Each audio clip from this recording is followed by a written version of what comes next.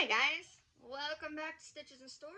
I am your hostess, W.A. Ashes, and I am so happy to see every single one of you souls today. Sorry you're at a weird angle. We're not in the creative corner today because honestly, I just don't want to sit over there right now. Sometimes I love that corner so much, but sometimes I feel a little claustrophobic just stuck in this little corner. And so we have moved to one of my favorite chairs. Not my favorite chair. My favorite chair is actually over there and in front of this wall. And I would like to introduce you to my co-host. This is Will, this is Grace, and this one right here, which is hard to see, is Leslie. All right, they've been around a while. They're my friends. So we are going to knit a mini bunny today. If you're wondering, the crochet project from last time got scrapped 3 times, turned into a triangle, turned into an egg, turned into a headband, turned into a purse. Yeah, it was complicated, but I did manage to crochet a bow for a different bunny, and that purse that wasn't supposed to be a purse turned out kind of cute, so maybe I can actually intentionally make one. But so today we are going to talk about Legends and Lattes, which is a pretty disappointing book for me, and knit a mini bunny. So I picked up Legends and Lattes because it is part of this relatively new genre called cozy fantasy, which I am all here for. I love cozy fantasy. It's basically like, if you play RPGs and stuff, it's basically, instead of being like adventurers and stuff, you're looking into like the lives of the tavern keeps, the lives of the companions, that kind of thing. So it's fantasy, but it's got these cozier vibes. There's not this huge, massive, like, overthrowing the kingdom kind of plot to it. And it's very just relaxing to read. I picked this one up because people were raving about it in the cozy fantasy community. They were legit saying that this was like one of the best books ever. I am unimpressed. As a fantasy author and fantasy reader and fantasy game player and fantasy movie watcher, this book could have been better. Honestly, the only elements in here that made this book fantasy was the fact that the main character was an orc. I'm sorry, but I said it. Here's the deal. Fantasy itself was made... Well, the fathers of fantasy are considered to be C.S. Lewis and Tolkien, okay? They're considered to be the fathers of fantasy. If you know anything about their works, you know that their works are very spiritual based. They're like allegories in a sense. And fantasy has always been that way. Fantasy is this magical world that you can escape into, but it's escapism for the purpose of learning. It's not just escapism for escapism, like what you might do if you pick up like a contemporary romance or something to escape. This is, they throw you in a whole new world. They throw you in with these magical beings and stuff so you can learn, so you get this feeling of escape. But at the same time, there are always social issues, political issues, spiritual issues in these books. Fantasy is an allegory, okay? It always has been, it always will be. But this book, literally the only thing that makes it fantasy is the orc character, okay? There's an orc, there's a ratkin, there's a succubus, there's a... I'm not sure what he is, I'm gonna be honest. I kind of pictured him like a gnoll, but I'm pretty sure that's not what he is. There's him in here, and the only thing that makes it fantasy is the races, alright? This is basically, if you turned everyone human and took away their races, you would be left with a coffee shop romance, is what this is. It would be a romance that takes place in a coffee shop. Because this entire book is about an orc who sets up a coffee shop. And yeah, there's the fantasy element in the fact that she has this stone and she thinks it's giving her luck. And there's this person who sets the house on fire with green flames. But the person could have just set the house on fire with regular flames. And every single person in the world, like, it's very possible for us to pick up a rock and say, this is my lucky rock. Okay? The fantasy elements in here were not that fantasy. I'm sorry. I know I'm being rough on this, but I never in my life have picked up a fantasy book and been like, oh my gosh, this is not fantasy. This book is that.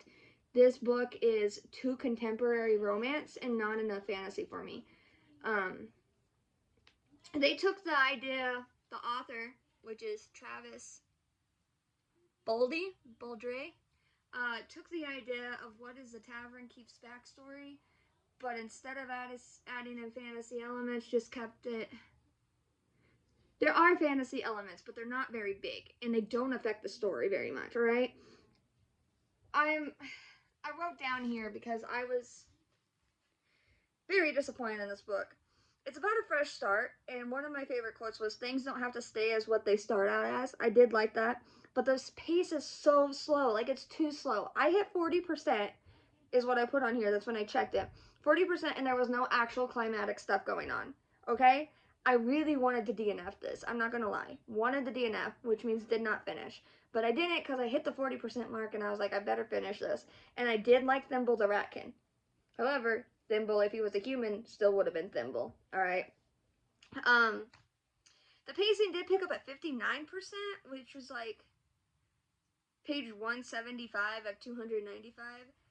But an actual, like, big plot point did not occur until 70%. Okay? That is a long time in a book to not have anything dramatic happening. Like, up until 70%, it was literally just a story about someone setting up a coffee shop. We went through how they built it, how they remodeled it, how they got the stove, how they got a ceiling fan, how they made tables, how they got their pastries, how they made connections to get the pastries. Outside of Thimble the Ratkin, my favorite character was the guild, who was all like, "Yo, you pay us to protect you from ourselves." And even that turned out to be anticlimactic because, spoiler alert here, the leader decided that she liked their pastries and was going to just let them pay in pastries. What? It is about a community coming together. I got really tired of reading the menu. The menu, every time they fix the menu, it is relisted in the book, and it's listed over and over and over and over again. I did not need to keep reading how much their lattes cost. Okay? I will not be continuing this series. There is more to this series. I do not know if it follows the same characters, but I'm not a fan of this specific cozy fantasy story, and if the rest of the books continue this way, I do not want to read them. I know that's kind of a harsh review, guys, and I'm sorry. I tried looking at this from both a reader and an author perspective because I write my own series that I consider to be a series of side quests, alright? And you don't really get the actual book story, and you're not going to get the actual quest, like the main quest, until later on in a novel.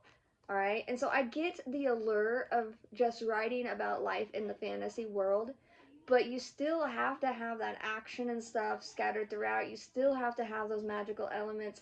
Don't tell me how they built a coffee machine.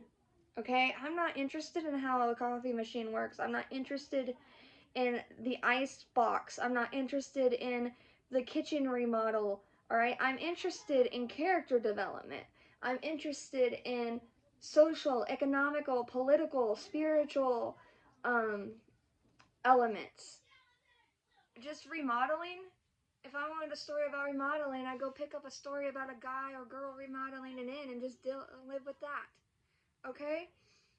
And there's just not enough fantasy in here for me. At the same time, I get where he's coming from because I have written a book, which you may have read, called Ball of Fire, which is done kind of similar to this, where it focuses mainly on life and not so much on the fantastical elements. However, in there, I did it on purpose, and so I have a feeling that he did this on purpose too.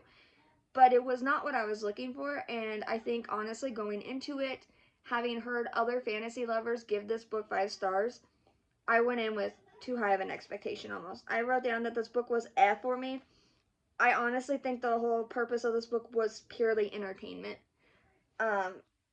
You could say he was trying to teach that you can always start over in life, as the main character is starting over, and then the spoiler alert, her place burns down and she has to restart over again. But I really think that the main aim of this was just entertainment. Would I recommend this book to others? Not really. Sorry. And for one sentence review, I put, I don't know. I don't even know how to sum this up in one sentence. It is fiction. I started February 8th, 2025, finished it February 12th, 2025. It was published in 2022. Themes are found family, fresh start, and consequences. 296 pages. Author is Travis Baldrea, Baldree. As for our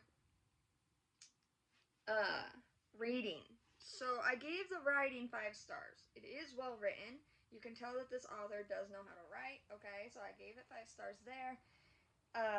Enjoyment, I only gave it 2. I kept losing interest. The pace was so slow, and it was not what I was looking for. If there's an orc as the main character, I want more drama.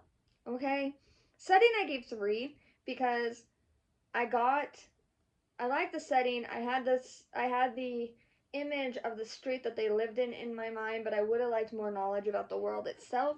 Readability is 5.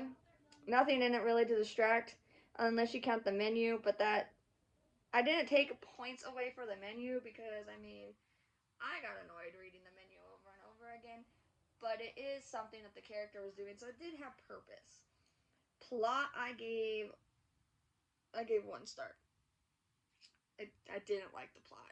This review comes down to the fact that I myself did not like the book. It's very opinion based here, all right, and not just on the writing and stuff. I didn't like the book because I didn't like the book. It's not because the author did a horrible job writing it. It's just not what I was looking for in a fantasy book. It's not something that I would. If you gave me the plot and didn't tell me the character was an orc, I would just assume it was a contemporary romance, and I probably would have never picked it up. Characters I did give 4 because there was some development. I did like the Ratkin, and I thought he was sweet. Thimble, I thought he was adorable. And there was development going on. It's just their races didn't really matter. And when you're in using orcs in fantasy is a big thing for showing the effects of racism because orcs have been known in fantasy to be used to show prejudice, basically. They're big, they're bulky, everyone thinks they're scary, alright? And so they are usually used to show that um, not all prejudice and stuff are correct. But in here, it didn't matter, and I thought it was a little odd that no one really seemed to care. I mean, there was a couple people who made jabs who were like, "Why are you running a coffee shop? Shouldn't you be swinging a sword?" But that's about how it ended. Like they never there wasn't any big show and development about how people can be different than what you've been taught they can be, kind of thing. So when I added this all up and averaged it out, it came out to a 3.3. And because we do full star reviews, the 0.3 rounds down, so it got a 3-star review. One of my lowest reviews yet. Honestly, I only got a 3-star review because the writing and readability were good. Had I dropped the writing and readability down to 4 or 3, it would have been a lot lower. But the author did do good writing. All right.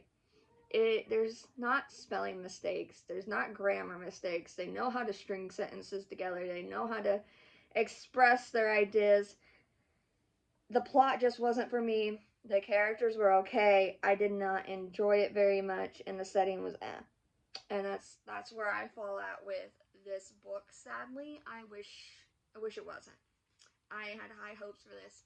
I do feel a little better that I went and read the reviews after I did this. I was like, how in the heck has this got 5 stars all across the board? And found out that another fantasy author friend of mine also was unimpressed with the book and also gave it a 3 stars. So that made me feel a little more validated because I was like, okay, at least I'm not the only one who was a little unimpressed. I was underwhelmed. I guess not unimpressed, but underwhelmed. It wasn't what I thought it was. It could have been better. I would have liked. At some points, it felt like the author was trying to hit a word count. Like, I would have liked more drama, less info about how they built the freaking coffee shop. Okay? I didn't pick this up as a renovation romance. I picked this up as a fantasy romance, cozy fantasy, and got this. And so, not one of my favorites. But maybe you'll like it, maybe you won't. It's all opinion based. That's what reviews are.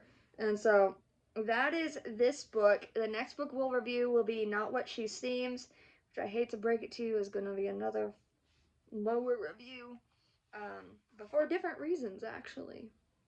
This one was slow paced. The next one is actually for different reasons. But the writing of the author was good, and I think the author has potential, and maybe eventually I will pick up another one of his books. It will not be anytime soon because there are other books I'd like to read, and life is too short to read books you don't want to read. Alright, and so I hope you guys have a great day, and enjoy this weather. Whatever weather we're in here in Nebraska, we're in like fall spring. It's fake in spring, but it's not really spring. We got cold weather coming. We just had cold weather. It's psychotic. Stay beautiful, souls. I love all of you, and I hope you guys all have a great, wonderful life. And I want you to know that you are strong and you are loved. Bye, y'all.